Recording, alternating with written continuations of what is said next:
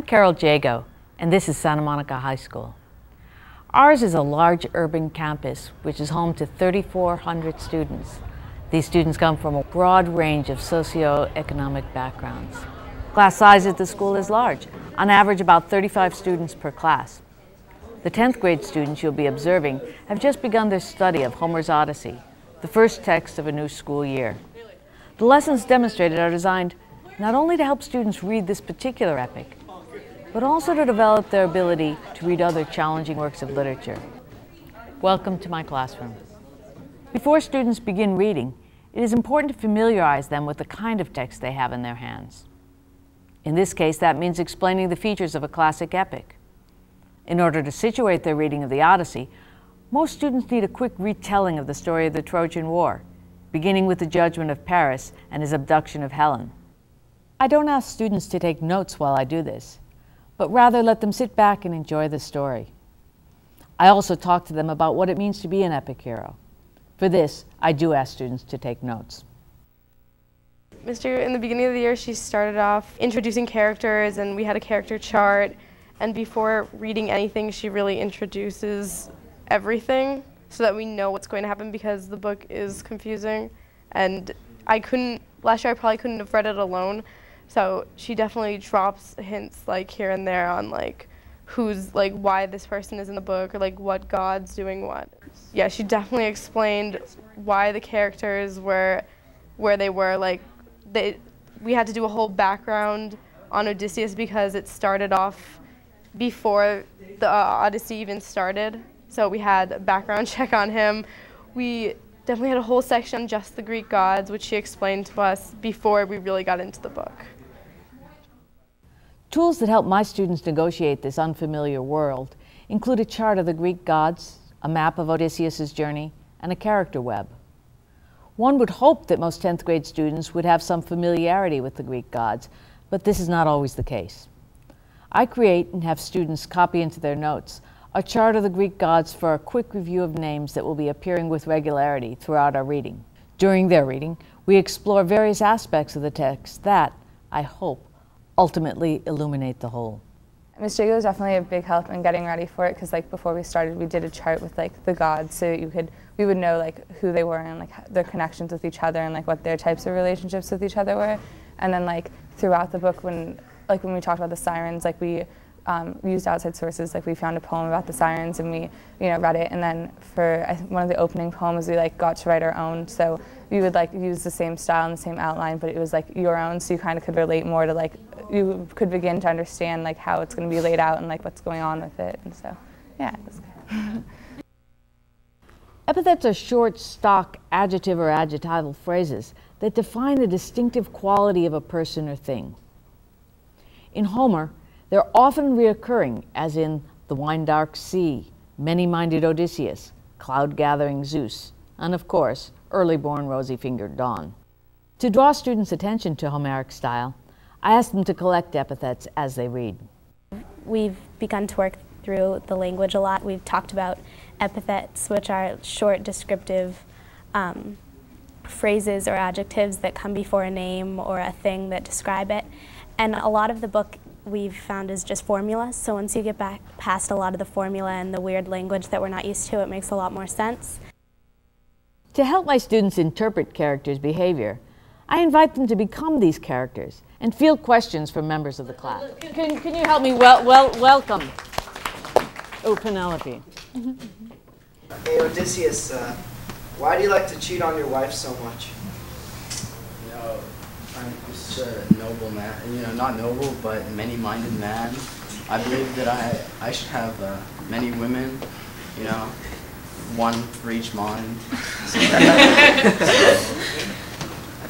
Since he's been gone for so long, I haven't really had anyone there for me. But I know that it's not really his fault, because it was the gods and everyone who messed with his return home. So I'm not angry really much at him, but at whoever's responsible for him being away for so long. Telemachus, after visiting the great kings, what's your opinion on your father? What are your thoughts and feelings about him? I'm torn about him because, well, a lot of people say he's a great person and a lot of people have bad things to say about him, so And since I have no idea how he really is, I don't really know too much about him, so I haven't really formulated an opinion about him. Well, you've heard stories. Yeah, well, I don't want to base my opinion too much on the story since I've never really met him. What a sound-minded young man. Who has a question for Athene? Who'd like to ask the goddess? How do you feel towards Poseidon? Because you're fond of Odysseus, who Poseidon is kind of a vendetta against, but Poseidon is your uncle. I can't really be angry at my uncle. I know that he has his reasons for disliking Odysseus, so I just have to accept that we did the best that I can to help Odysseus make his way home. Do you love Penelope? I love her because she has power, and if I can get to her, then I can get to power. But she's a good woman, and she's pretty young. One extra question. Do you think she can ever love you?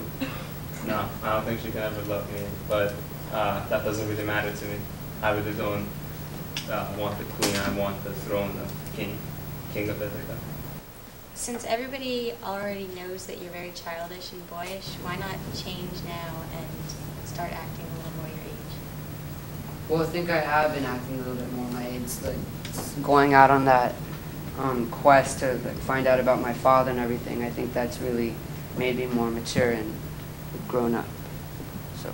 All right, let's give them a hand, and thank you to all, including Ashwin, and thank you. Good job.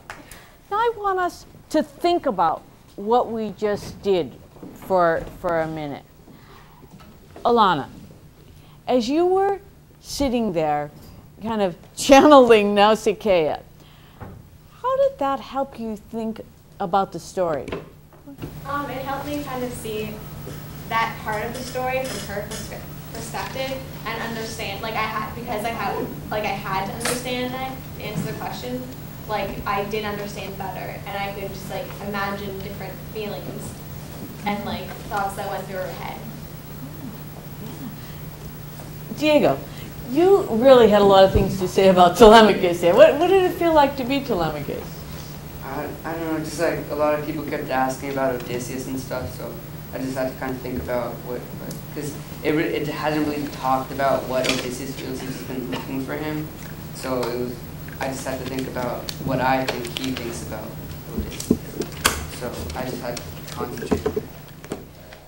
See, what I'd like you to consider is that that's part of what reading an epic like this is about, is making it up, filling in the blanks, wondering, what would it feel like to be Telemachus inside this story? So. I think last week when we made a list of what makes it easier to understand and as you're reading tips for the Odyssey. And as I was standing up there, I wasn't asked too many questions, but just as other people were getting asked questions, since we were forced to step into the character and their mindset, as other people were getting asked questions, I tried to think of how my character's relationship, what effects it had, and as you were trying to make up things to answer the questions, you remembered parts of the story that could answer the questions. And so it was kind of an easy way to call certain small facts. Mm-hmm. Sebastian, do you think that this is going to in any way help you do tonight's reading of book 11? Everybody heard that tonight? You're going to read book 11? Yeah, a little, because now I understand more how the characters feel toward other characters and how they see them in the novel. Ultimately, the point is to make you better able tonight to pick up your copy of the Odyssey and to read book 11 and to have these characters live for you. What helped us most with the reading that Miss Jago did was, we took a lot of notes in the beginning before we even started reading the book. We took a lot of notes on what an epic hero was and all the stuff that makes him an epic hero. And she told us the story before we even read the book, really.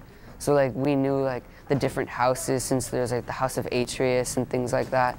So we knew that before we were starting the book. So it wasn't as confusing as it would be if we just dived into it by ourselves.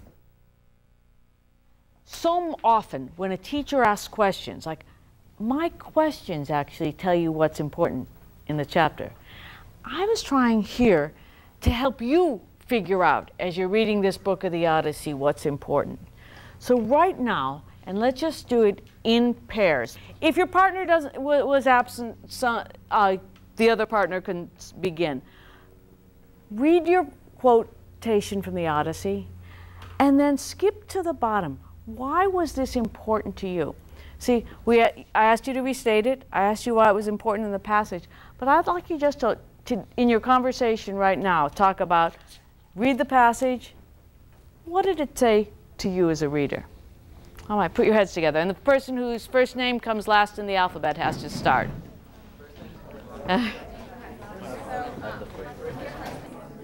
You have put your finger, that's what that whole piece is about, is about. Don't tell me death is so great. I'd rather be a slave on earth than. I thought that was summed up. This is really good. Can I get one more sheet? Of course. I have the other. Sure. Who else had an important passage that you want to talk about? Eliza. The souls gathered of the corpses of whose had died, and sallow fear seized me. Do you want me to put it in my own words? Yes, please. Spirits of those already departed crowded around the pit for libations, and I was very frightened. What made you choose this as important? It was the first time in the whole epic that Odysseus showed some weakness, that he was actually frightened of something, and that's good, yeah. I was impressed. And what do you make of that? What does that say about him as our epic hero? That he does have a weakness. He's not completely invincible. Mm-hmm. And then heroes are more interesting when they're not completely invincible. Matt? I have one that also shows weakness. It's you will elude the Earthshaker. Against you he has laid up a grudge in his heart, enraged that you blinded his beloved son. And then he's talking about that you may get by Poseidon, but the fact remains that you blinded his only son, and he's really mad at you. And this is the first time Odysseus realizes the Cyclops was Poseidon's son. And then he realizes he made a mortal mistake, and it reminds us that he's still human, and that he's capable of making mistakes. That's good. That's good. Having to do this kind of artificial thing, choose a quote. What effect did you find that had on you as you were reading the chapter? What did it make you do? Anything? Apart from being kind of artificial and annoying and one more bit of homework. Well, you had to look more closely at the text, and you had to see what does it really mean. I mean, you can read it, but do you really understand what it's saying? Is there some sort of not hidden message, but maybe concealed that you can't find? And it helped a lot to bring that up. Does it happen to you sometimes that you find yourself reading and not knowing what it is you read on the? A lot, yeah. It's a common thing. Matt? In the beginning of the chapter, when he's making his descent into Hades, I was completely lost there. Mm-hmm. I know he was going because then he's I see souls or something like that, but I was completely lost on how he got there. So. I think this book is particularly liable for you to get lost in, which is why I asked you to do this. I think it's particularly easy just to lose your way and say, do the read. Your eyes pass over the pages, but nothing else happens. We do activities like this a lot to make readings clearer and characters more understandable. One odd thing that our translation does, because it was written, it's an Englishman, and he uses that expression, scot-free, they should return to home. I wish I could go back and change it, because it jars our ears. Now, any translator of something that is beautiful poetry has a problem with English. English isn't an easy language to have a lot of variability. And so one thing that this translator, Rue, has done is abandon the meter of a line, put it into prose. So just so you can see what this looks like. So it looks like a regular book. And Holden, could you read this for us in prose? And the son of Laertes may never reach his home in Ithaca, but if he is destined to reach his native land, to come once more to his own house and see his friends again, let him come late in evil plight, with all his comrades dead, and when he is landed by a foreign ship, let him find trouble with his home. O hear me, Lord, who gardener of the islands. If I am thine indeed, and thou art father, grant that Odysseus, raider of the cities, never see his home. Laertes' son, I mean, who kept his all in Ithaca. Should destiny indeed that he shall see his roots again among his family and his fatherland. Far be that day, and darkness the years between. Let him lose all companions, and return under strange sail to bitter days at home. What do you think? What do you make of this comparison? What differences do you see here between these two? Yeah, Ramtin. There's a K in Ithaca, and yeah. Okay, remember that in Greek it uses the Greek alphabet, and so there are different ways you can write those letters in English. You're right. All of your friends, when they're going to be writing about these characters, are going to spell them differently. It's always like it's a give and take. It's what you gain on one hand, you lose on the other. Reading the translations made me understand like the different points of view that different translator had. Like the Cook one, which is the one we're reading, had like these certain points he made with like the epithets and stuff. And then the other ones, they used different points that were like constant, but there were points that were constant. But there were also points that like varied, like how they spelled Ithaca and all that kind of stuff.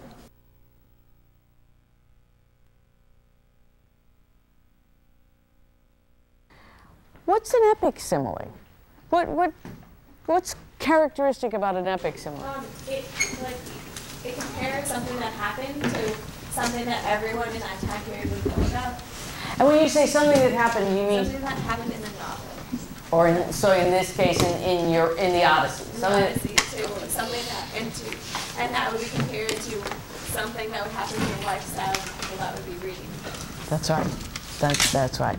Now, each one of you have been assigned an epic simile. Take a look at it. Talk about it. Consider what's being compared. And in about 8.5 minutes, you're going to designate 2 people in your group, one to read that epic simile and one to explain it to us so we can really see what Homer is trying to help us see about his story in the Odyssey. All right, go. Go to where? See, you know what waves look like and what seagulls are like. So this one's not too bad. Think about, seagulls at the pier. And so what you want to explain to the class is how then in your mind do you picture what Hermes was doing? Make sense? He's like flying really close to the surface. Mm-hmm. Mm-hmm. Mm-hmm. At this point in the class, students are working together to figure out for themselves what these epic similes in Homer's text mean. I want them to take it word for word and to try to make those words come to life, to create the pictures in their mind. I also want epic similes to begin to emerge as features of epic poetry, so they can begin to recognize them whenever they meet them as they read and say, ah, I know what's happening here. It's an epic simile. First of all, you have the content in your head of what you're going to present. But I also want you to consider your own presentational skills here. Remember, we're all, we focus a lot about reading and writing, but then there's also listening and speaking. What are some of the things that help you when somebody's up here and they're presenting something to the class? What makes it a good presentation or what makes it not such a good presentation? Matt? Well, if they speak up and you can understand them clearly, it's good, and if they make sense. Volume is really important. So you want to be considerate to the other people in the class and speak up. I realize that the temptation is to mumble. Just, I'll get this over with and I can go sit down. Speak up. Eliza? You have to know your stuff. For a presentation, you have to come up and... That's right. Don't try to wing it. Yeah, just know what you were talking about. That's right. You all have just spent 15 good minutes preparing. If somebody comes up here and is just making it up off the top of their heads, it means that that work that went on in your group wasn't very sound, wasn't very rich. What else? What else makes it easier for you in the audience? Cara. Eye contact. Yeah. It kind of helps the audience be more engaged because if you're looking at them, then they look at you. They most likely will look at you. Isn't it boring when somebody comes up and is reading like this and their head's down? Now you don't even have, you're going to bring up your piece of paper, but I didn't ask you to write something long to bring up here. So let's try to keep all these things in mind. And now we will hear from group number 1. Set the context for us, please. So pretty much Odysseus is on his raft right now, and one of these goddesses has come up and says, "You're not going to make it to your destination, because Poseidon is mad at you and he's going to destroy your raft. So take off your clothes and take this cloak, I guess it is, and put it around you and swim to the Phaeacians' land so you can be rescued." And he doesn't think he thinks that they're trying to play a trick on him, so he's going to stay on his raft and try and survive it. And this is what happens. As when a blustering wind shakes up a heap of dry husks and scatters them in all directions, so it scattered the raft's long beams. And for that, you can just imagine this kind of heap of corn and then a wind just blowing it in all directions. And first, kind of gets rid of the heat, and then the particles, the little piece of husks, fly off. So it's just in denser proportion to the water. The comparison between a husk of corn and the wind is Odysseus' little planks on the raft to the water, and so first it just smashes the raft completely and spreads, and the waves push them in directions. I'm doing the hand motions here. So it kind of gives you a really neat visual insight into exactly the kind of force of the blow this water is hitting them with. And so consider what Alana said at the beginning, that for Homer's audience, dried husks in the wind is a familiar sight. They know what that looks like. None of them have ever seen what Odysseus and what happened to him on the seas, so he uses this epic simile to paint that picture in their minds. Good job. Great. Now, we're going to do something now where you're going to take this and write an epic simile of your own. One per table, but let's first notice what are the features of these epic similes. Look on your page. Look on your page. See how they start as, when, blah, blah, blah, blah, blah, blah, blah, blah, blah, blah, blah. So, and then you have the thing being compared. What I want you to do is to pick something that it is very common in your life, carrying a heavy, heavy backpack over your shoulder. And I want you to describe this everyday act in epic terms. Use my name, please. Use your name. Use someone else. I went to Telemachus. But he keeps complaining. What's another word for complaining? We can say, so did, wait, what does he say for?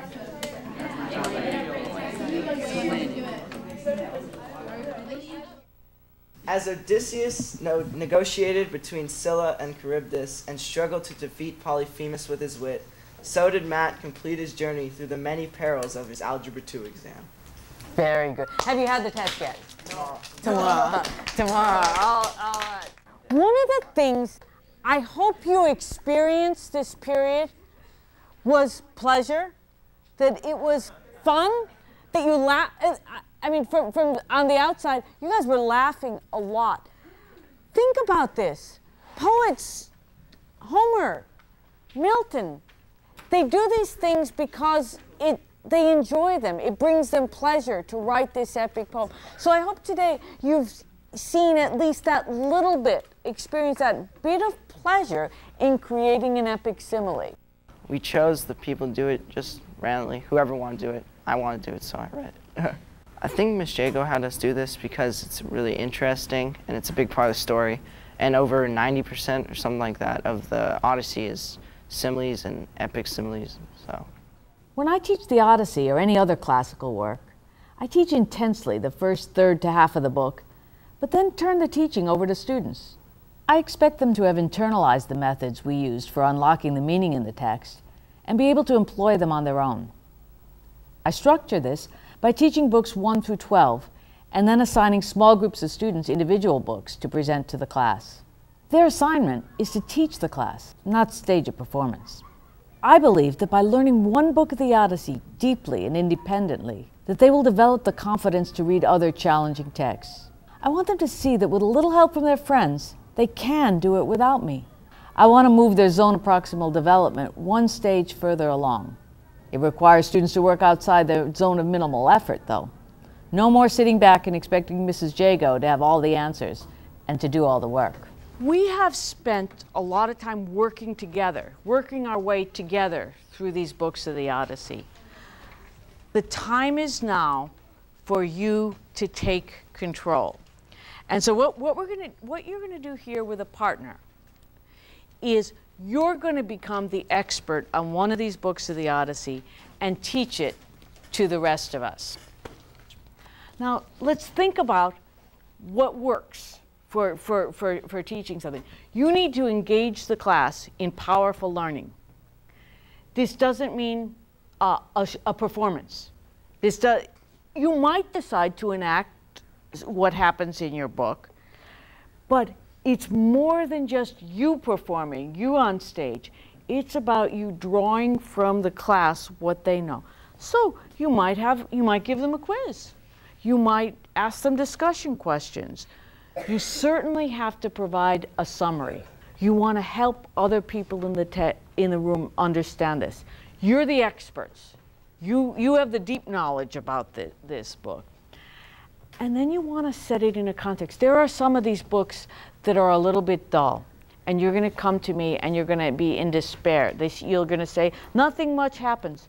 Then consider the larger epic. How is this one piece that's just advancing the story? And so you might do something where you'll invite the class to engage in a different way in the larger parts of the book.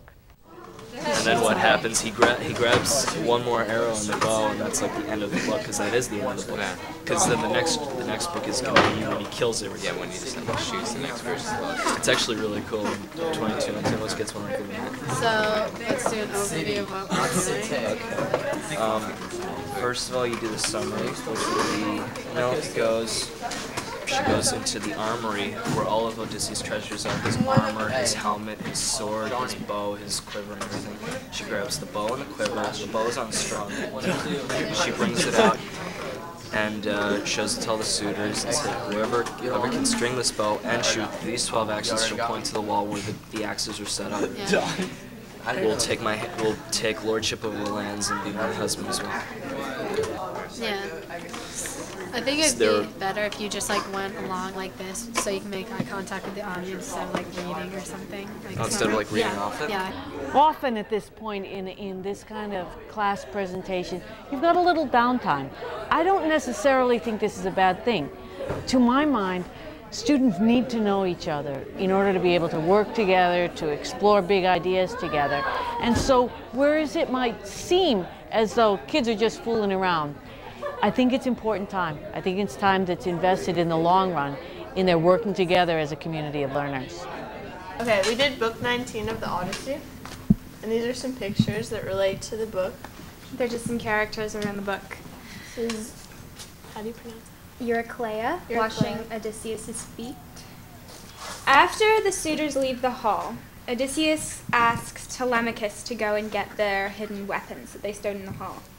And while he's doing that, Eurycleia goes and puts women in their bedrooms, and after he's done completing the task, Telemachus goes to sleep. Then Odysseus, who's still disguised as a beggar, goes and has a chat with Penelope near the fire. She she asks him about where he comes from, why he's here, and if he knew Odysseus. And Odysseus lies about meeting Odysseus. The disguised Odysseus lies about meeting the real Odysseus in Troy 20 years ago. And Penelope becomes intrigued and, to test his truthfulness, asks for specific details about Odysseus. And of course, he knows all there is about Odysseus. And so he just tells her, like, he makes up a lie and he tells her a story. And he tells her some details about about Odysseus's clothing. And he tells her not to worry because her husband will return home shortly. Penelope isn't sure what to think about all this new information, but she's pleased and instructs the maids to take good care of him. So she asks Eurycleia to come down and wash Odysseus's feet. And while she's washing Odysseus's feet, she notices a scar on one of his feet, and she realizes that he really is Odysseus, and he's returned home. And she wants to go run and tell Penelope, but he stops her under the threat of death. Okay, and then later on, Penelope and the beggar, or Odysseus, are having a conversation, and Penelope confides in him about her sadness about Odysseus and how she doesn't know what to do about whether she should marry the suitors or wait till Odysseus comes home, and so she just doesn't know how to handle the situation. And she asks him if she should stay with Telemachus in the house to like take care of their possessions, or should she marry a suitor and let Telemachus inherit their property. And she also informs the beggar that of her symbolic dream about the eagle and the goose, and then he concludes that the dream is trying to tell her that Odysseus will come back and kill all the suitors. And she also reveals to him her idea of designing a contest so that the suitors, and whoever can string Odysseus's bow the best and shoot a row of 12 axes will win her hand in marriage. One of Penelope calls down her serving women, and Melantho is one of them, and she starts insulting Odysseus. And why would she do that? Anybody know? Any ideas? Kali has it. The days don't seem to be that loyal. For example, the same way that they told on Penelope while she was unwinding the whole shroud thing, and then it just shows how, like, not very inconsiderate of other people how these maids are reacting. Sarah. Well, she told him not to, Odysseus interpreted a dream that Odysseus would be coming back sometime the next month. So I think he's giving himself time to make sure she doesn't make any decisions about marrying a suitor so he can come back. What does it reveal about Penelope that she quizzes the Odysseus disguised as the beggar? What does it say about her character? What are we learning? She's intelligent too. She has principle, and she wants to know. She's cautious. She doesn't just trust anyone that comes into her house, and she has to, like, test them to see if they're loyal or faithful or honest. And now consider this, the irony that even as this is happening, she's being tricked by her husband in disguise. Matt? Well, I think in the beginning of the books, like through the whole book, you haven't really heard much about Penelope, because you just kind of hear she's just really sad because of Odysseus, and it's not really focused on her.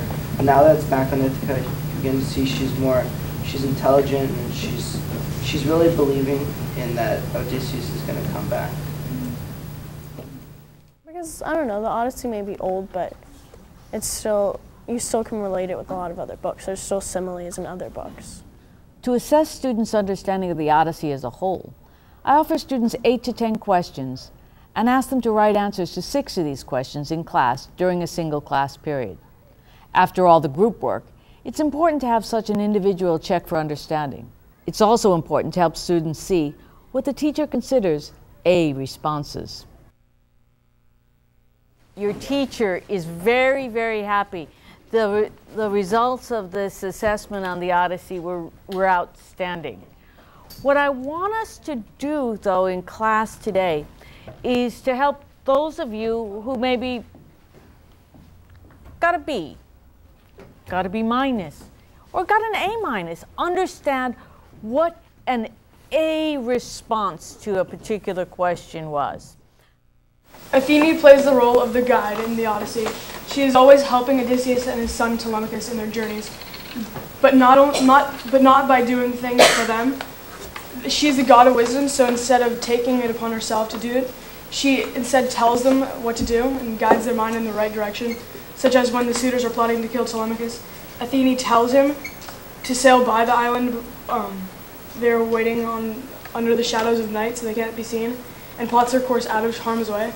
So it's like being more shifty without telling this Telemachus to do. Why is that significant?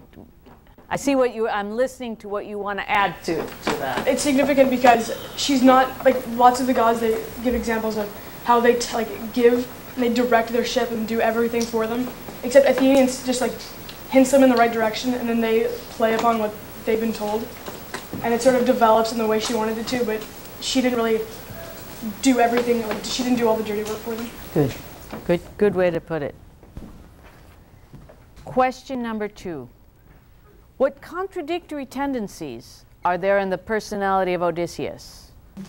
Odysseus is usually portrayed as a great hero who wanted to return home to his loving wife and son. But throughout the Odyssey, he has sometimes prolonged his own homecoming. When Odysseus blinded Polyphemus and was leaving his island, he could have remained with his lie of his name being No Man, but instead he let his arrogance rule him, and he name and addressed to the angry Polyphemus. Polyphemus then told his father Poseidon, who made Odysseus' journey a long and difficult one. Odysseus is thought of a great noble man, but do noble men plunder cities and rape their women and make them their slaves? Odysseus' wife Penelope is a faithful beauty, but Odysseus, who supposedly loves her very much, has made a habit of sleeping with sweet sea nymphs and sorceresses. Odysseus is many-minded, but not all of those minds are respectable. Very good. If you were going to give advice to next year's 10th graders, anybody in here have a 9th grade brother or sister? Nobody? Well, think about those 9th graders on campus, and when they're going to walk through this door next year, what advice would you give them? Roxanne and Diego, could you come down and be just our record keepers over here? So, Diego, you're over here, and Roxanne, and just take turns keeping track of what people offer. So, you're thinking. Raquel. It's a difficult book. Keep up on the reading because if you don't, it's difficult. If you don't, keep up with the reading because if you don't, what? If you don't read it, it's more difficult to understand. Okay, so keep up with the reading, number 1. So just go into a place where you can pay attention, go to some quiet where there's light, and and I don't know, clear your mind of all other thoughts. You also said something else that if you could write down, Diego, reread. So when you find yourself lost like that. Yeah, because then you're completely lost for 3 chapters after. Exactly. Don't be afraid to ask questions if you're unclear about something. Because I know there's a lot of parts where you're not sure exactly what happened. So if you just ask a question and have someone explain that to you, or explain it to somebody else, it makes it a lot clearer. All right, I'm going to save this. I'm going to type it up, and we'll hand it out on the first day of class next year. Let's thank our record keepers here. We appreciate that. Thanks, guys. Thank you. Thank you. Now, you all deserve a huge, huge congratulations. You've accomplished something. Tomorrow we're going to turn in those copies of the Odyssey, and you've really done a fabulous job. So thank you for a wonderful, wonderful 6 weeks with this. I always feel a tremendous sense of accomplishment at the end of a unit like this, because it has been a gigantic challenge for these 15-year-olds to take on a text like the Odyssey, and in many ways to master it. Okay, they're not scholars of the Odyssey, but they know that they can read something like this successfully.